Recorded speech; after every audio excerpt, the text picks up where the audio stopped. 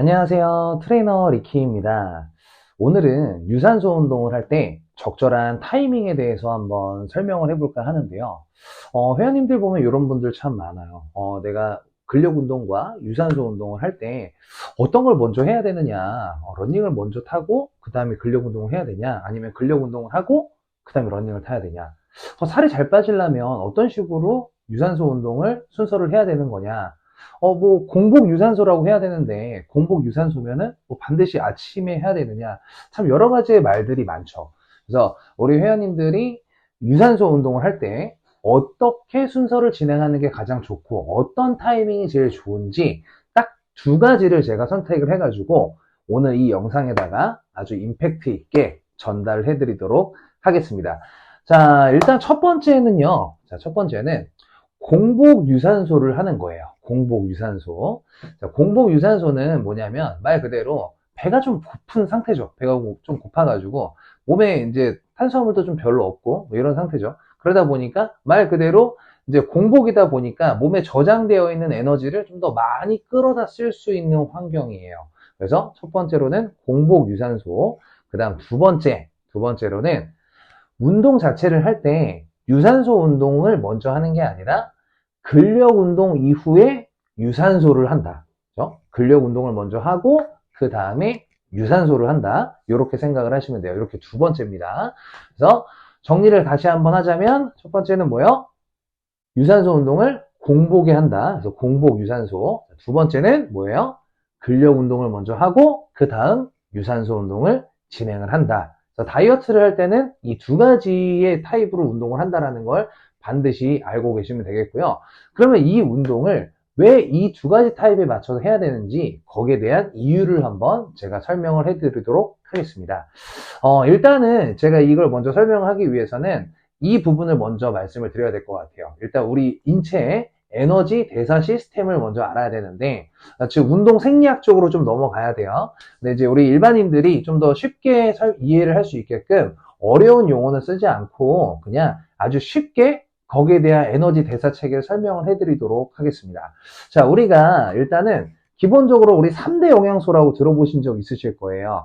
탄수화물, 단백질, 지방. 이 줄임말로 우리 뭐라고 하죠? 탄당지, 보통 이런 식으로 표현하잖아요. 그죠? 그래서 이 탄당지를 이제 어떤 식으로 이용을 하느냐는 걸 보는 건데, 우리 몸은 1차 에너지원, 1차. 첫 번째로는 탄수화물을 먼저 에너지로 씁니다. 탄수화물을 먼저 에너지로 쓰고, 그 다음 몸에 저장되어 있는 지방과 근육을 같이 끌어다 쓰는 거예요. 그래서 지방을 에너지로 이제 그 이후에 쓰는 거죠. 몸에 저장되어 있는 에너지를.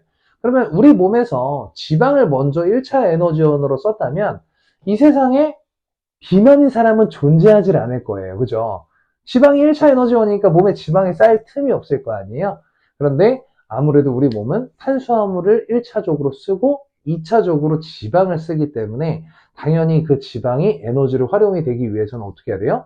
이 몸에 저장되어 있는 탄수화물이 좀 적었을 때 지방이 에너지로 끌어오기가 좀 더 좋다. 이렇게 생각을 하시면 되는 거죠. 그래서 다시 한번 정리를 하면 자, 1차 에너지는 뭐예요?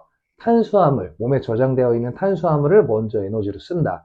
그 다음 두 번째로는 몸에 저장되어 있는 에너지를 얘가 고갈이 됐을 때, 탄수화물이 고갈이 됐을 때 지방과 근육을 같이 끌어다 쓴다. 아무래도 그러다 보니까 우리가 몸에 저장되어 있는 에너지를 뺏기는 환경이다 보니 다이어트를 할 때 근손실이 조금 발생할 수 있는 이유가 여기에서 나오는 거죠. 그래도 우리 몸은 근육이 그렇게 많이 빠지게끔 시스템이 되어 있지는 않아요. 지방을 좀 더 많이 쓰고 그 다음 근육은 되게 조금만 쓰게끔 되어 있어요. 운동 환경에 따라서 다르긴 하지만 보통 6대4나 8대2의 비율이라고 해요. 2나 4는 당연히 근육이에요.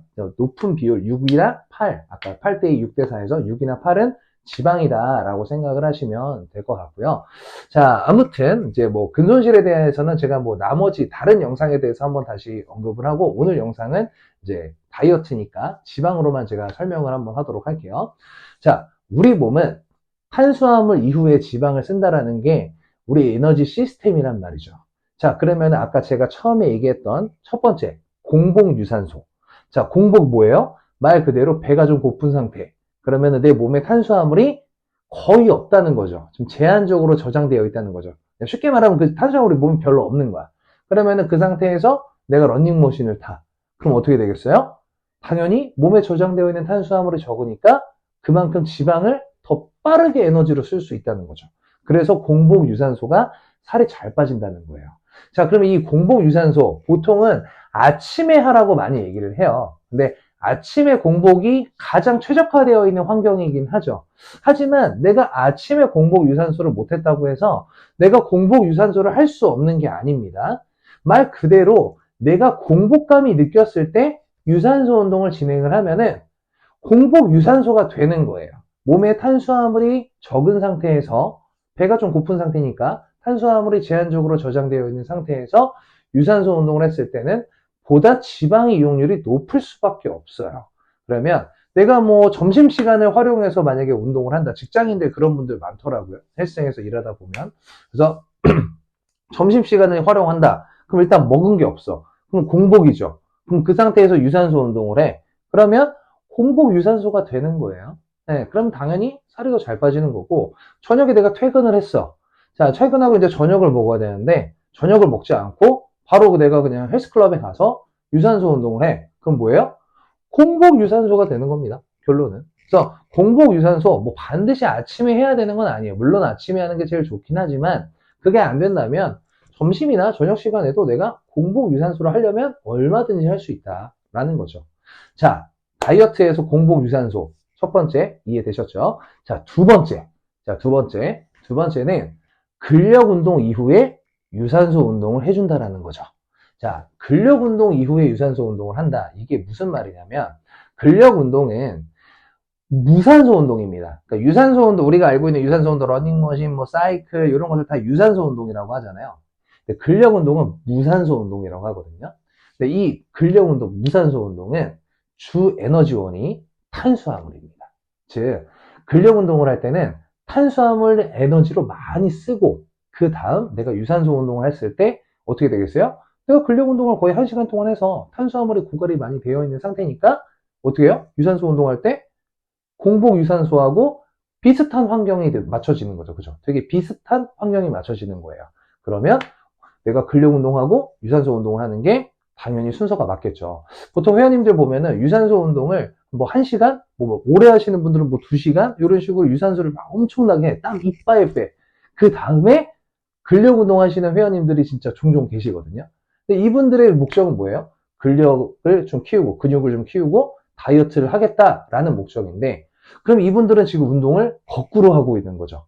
예. 내가 그냥 공복에 유산소만 하고 갈 거야. 웨이트 트레이닝은 근력 운동을 안 할 거야. 그러면 유산소만 뭐 1시간이고 2시간이고 하고 집에 가면 되는데, 나는 지금 근력 운동을 해서 근육도 좀 키우고 싶어. 그러면 어떻게 돼요? 순서가 잘못된 거죠. 당연히 이런 분들은 만약에 지금 거꾸로 운동을 하셨다면 순서를 지금부터 바꾸셔야 됩니다. 근력 운동을 먼저 하고 그 다음 유산소를 해야 에너지 대사 시스템에 맞는 거예요. 탄수화물을 먼저 써주고 근력 운동을 통해서 먼저 써주고 그 다음 두 번째로 지방을 에너지로 쓰면서 유산소 운동을 한다라고 생각을 하시면 되겠고요. 자, 그럼 이제 1번, 2번 두 번째 이유를 다 아시겠죠? 첫 번째는 공복 유산소가 좋은 이유. 그죠? 공복감이니까 배가 고픈 상태니까 당연히 살이 더 잘 빠진다라는 거고요. 자, 두 번째는 이 공복 유산소하고 같은 환경을 만들 수 있는 거죠. 근력 운동을 하고 난 다음에 유산소 운동을 한다라는 거예요.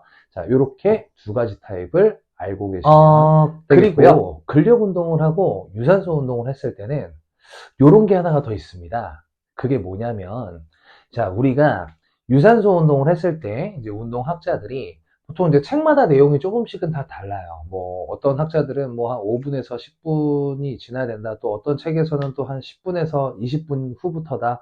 이렇게 다 내용이 다른데 이게 무슨 말이냐면 그 해당 시간 뭐 5분에서 10분 혹은 10분에서 20분 요 시간이 지난 이후부터 체지방을 에너지로 쓴다는 거죠. 네, 그러니까 우리가 유산소 운동을 막 시작할 때부터 체지방을 에너지로 쓰는 게 아니라 그 일정 시간이 지나고 난 이후부터 체지방을 에너지로 쓴다는 거예요.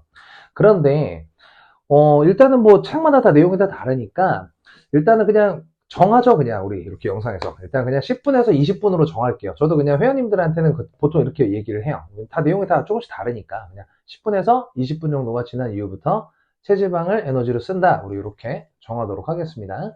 자, 그럼 이렇게 된다고 했을 때 우리가 뭐 한 30분을 탔어. 그러면은 실제로 체지방을 10분 내지 20분밖에 못 쓴 거죠. 예, 그래서 뭐 40분을 탔다. 뭐 어느 정도 계산하면 나오겠죠. 그래서 결론적인 건 한 10분에서 20분은 약간 날리는 시간이라는 건데, 만약에 우리가 근력 운동을 먼저 했어. 한 1시간 정도 근력 운동을 했어. 그럼 우리가 막 숨도 차고 막 힘들잖아요. 그죠? 숨도 차고 막 힘들어. 그럼 근력 운동을 하고 난 다음에 유산소 운동을 해. 그러면 이미 10분에서 20분이 아니라 나는 근력 운동 1시간을 한 상태에서 유산소에 들어가잖아요. 어떻게 바로 이해가 되시나요? 그죠? 이해가 되시죠? 이미 나는 10분에서 20분 후에 지방 연소 이게 아니라 나는 근력 운동을 이미 1시간을 한 상태인 거예요. 근력 운동을 1시간을 하고 나서 유산소에 들어간다. 물론 시작하자마자 바로 1분부터 뭐 이렇게 에너지를 쓸 수는 없겠죠. 우리가 원래 에너지 시스템, 유산소 시스템이라고 해서 그 운동 생리학적으로 보면은 이제 에너지 시스템에서 산화적 인산화 시스템이라는 게 있어요. 산소 시스템. 그걸로 이제 전환되는 시간이 좀 끔은 필요는 할 거예요. 하지만 10분에서 20분까지 걸릴 수는 없다라는 거죠. 예. 더 빠르게 단축이 될 수 있다는 거죠. 그러면 보다 더 많은 지방을 사용할 수 있다. 네.